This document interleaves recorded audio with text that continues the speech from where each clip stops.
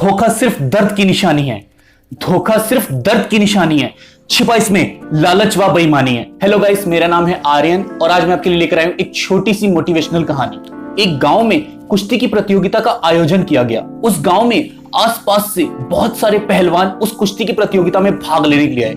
उन पहलवानों में एक पहलवान ऐसा भी था जिसे हराना बहुत ज्यादा मुश्किल था और कई सालों से आसपास के गांवों की सभी प्रतियोगिताएं वही जीत रहा था।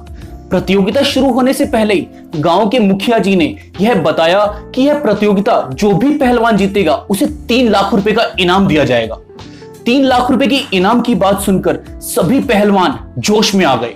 जैसे ही उन्होंने लड़ना शुरू किया, लेकिन हुआ वैसा ही जैसा सबको उम्मीद थी।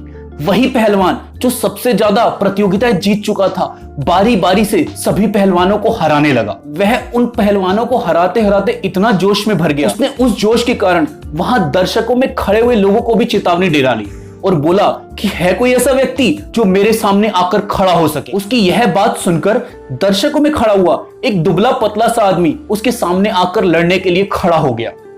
उसे देखकर वह पहलवान हंसने लगा और बोलने लगा, तू लड़ेगा मेरे सामने? खड़े होने की हिम्मत भी है मेरे सामने?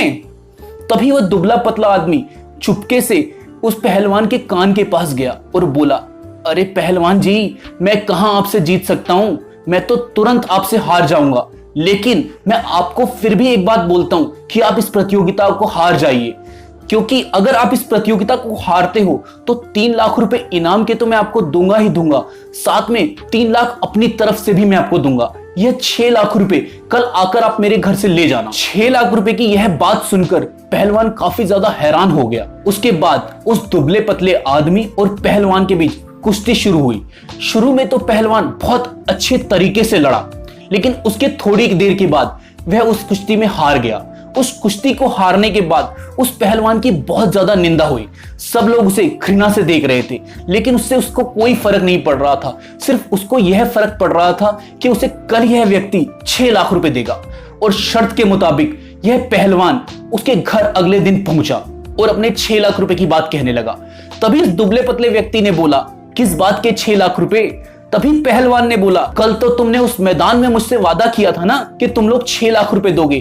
तभी उस दुबले पतले व्यक्ति ने बोला, वो मैदान की बात थी जहां आप अपने दाव पेच चल रहे थे और मैंने भी अपना दाव पेच चला, लेकिन कल मेरा दाव पेच काम कर गया और आप मुझसे हार गए।